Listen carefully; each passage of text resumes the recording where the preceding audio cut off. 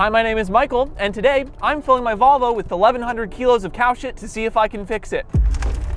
This is ridiculous. Because I want to prove to you that no car is beyond saving, not even yours. This way, if I fail, my car's totaled, but if I don't, I get a couple sweet, sweet internet views.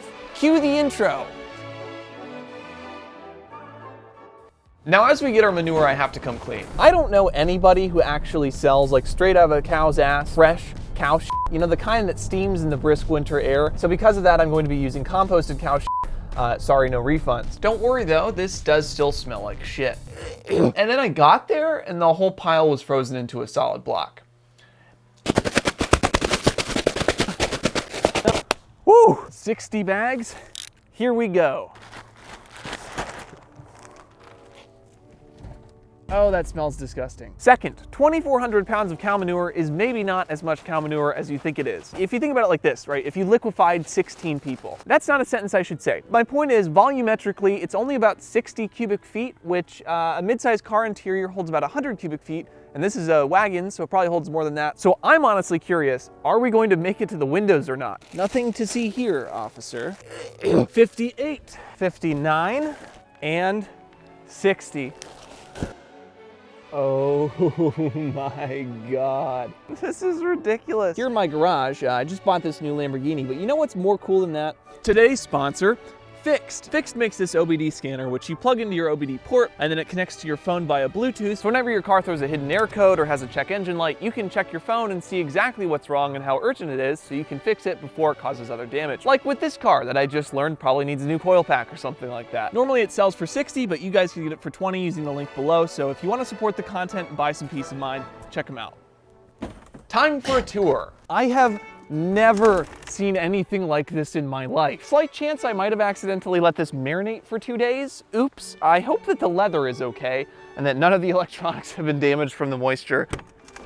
Oh yes, you can even see the seat poking out and how compressed it is. Oh, the leather feels fine though. You know, the smell is honestly pretty manageable. It's not pleasant. Oh, I can open this door now. A lot of chunks too. Oh no, not in the glove box. Why buy coilovers when you can just fill your car with cow shit? So here's my game plan, given I have never tackled anything like this before. First off, I think I'm gonna need a shovel because a vacuum cleaner seems woefully inadequate for this job. Then I'm gonna get a shop vac and remove the remaining chunks, and then finally I'll handle the carpet and all of the hard surfaces.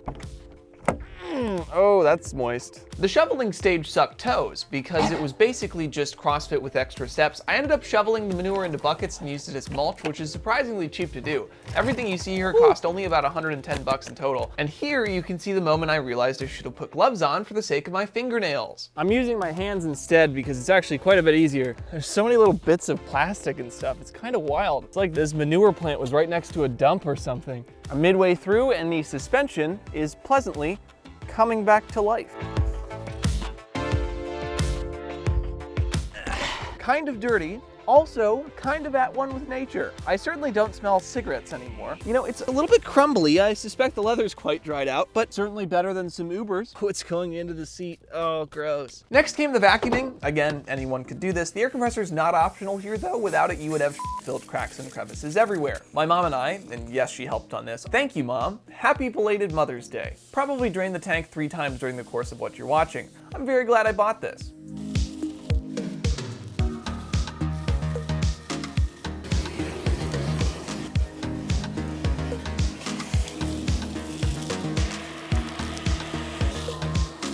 That's interesting.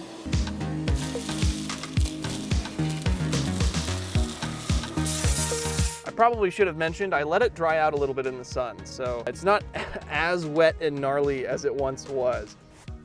SpongeBob SquarePants on Game Boy Advance. Oh, and we got some sort of Pokemon game from Burger King Corporation.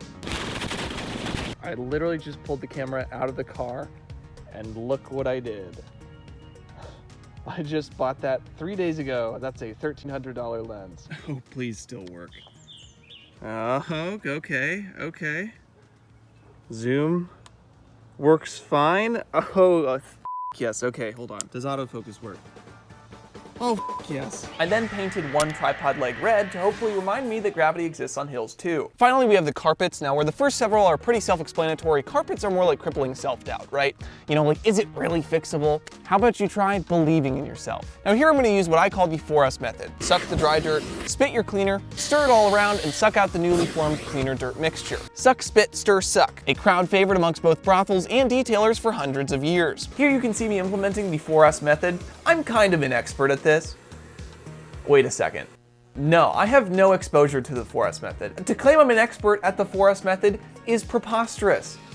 I'm 23 years old, I'm not an expert at anything. Now, worth noting here, the wetter you can make the carpet to a point, the easier your job here. Harbor Freight hand pump weed sprayer in shop vac, maybe not designed for this, but unfortunately the stupid tax took your budget on this one. Finally, we have all the hard surfaces, everything from the door panels to the dashboard to uncounting the seats. And for this, I'm just using some Costco microfibers, an all-purpose cleaner, and a boar's hair brush. It's worth noting though, not all cleaners are the same, so get yourself a good one.